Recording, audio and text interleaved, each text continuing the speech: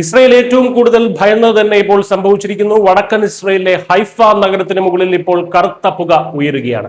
ഇസ്രയേലിന്റെ സാമ്പത്തിക ഭദ്രതയുടെ നട്ടലായ അവരുടെ ഏറ്റവും വലിയ എണ്ണ ശുദ്ധീകരണശാലയായ ബസാൻ ലക്ഷ്യമാക്കി ഇറാൻ നടത്തിയ മിസൈൽ ഡ്രോൺ ആക്രമണങ്ങൾ പശ്ചിമേഷ്യയിൽ വീണ്ടും വലിയൊരു യുദ്ധഭീതിയാണ് സൃഷ്ടിച്ചിരിക്കുന്നത്. ഈ കഴിഞ്ഞ ബുധനാഴ്ചയാണ് ഹൈഫ ഉൾക്കടലിനെ നടുക്കിക്കൊണ്ട് ഈ വലിയ ആക്രമണം ഉണ്ടായത്. ഇസ്രയേലിന്റെ ഇന്ധന പെട്രോ കെമിക്കൽ ഉൽപാദനത്തിന്റെ പ്രധാന കേന്ദ്രമാണിത്. ഈ എണ്ണപ്പാടങ്ങൾക്ക് നേരെ തങ്ങളുടെ പുതിയ നസ്രല്ല മിസൈലുകൾ എന്ന് വിശേഷിപ്പിക്കാവുന്ന ഖൈബർ ഷെക്കാൻ ബാലിസ്റ്റിക് മിസൈലുകളും അരാഷ് 2 ഡ്രോണുകളും ഉപയോഗിച്ച് ആക്രമണം നടത്തിയതായി ഇറാന്റെ ഇസ്ലാമിക് റവല്യൂഷണറി ഗാർഡ് കോർപ്സ് ഔദ്യോഗികമായി അവകാശപ്പെട്ടു.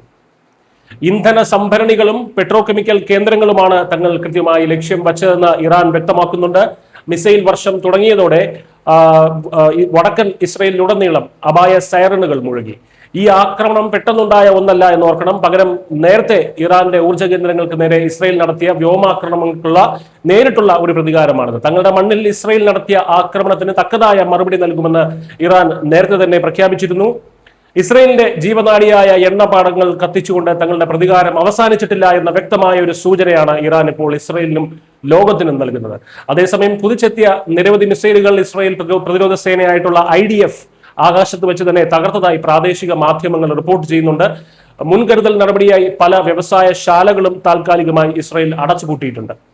തകർക്കപ്പെട്ട മിസൈലുകളുടെ അവശിഷ്ടങ്ങൾ പലയിടത്തും വീണിട്ടുണ്ട്. എണ്ണ ശുദ്ധീകരണശാലയ്ക്ക് വലിയ കേടുപാടുകൾ സംഭവിച്ചതായി സ്വതന്ത്ര ഏജൻസികൾ ഇതുവരെ സ്ഥിരീകരിച്ചിട്ടില്ലെങ്കിലും ഇസ്രയേലിന്റെ ആകാശത്ത് ഉയർന്ന കറുത്ത പുക അവരെ വലിയ തോതിൽ തന്നെ ആശങ്കപ്പെടുത്തുന്നുണ്ട് എന്നുള്ള കാര്യം വാസ്തവമാണ്.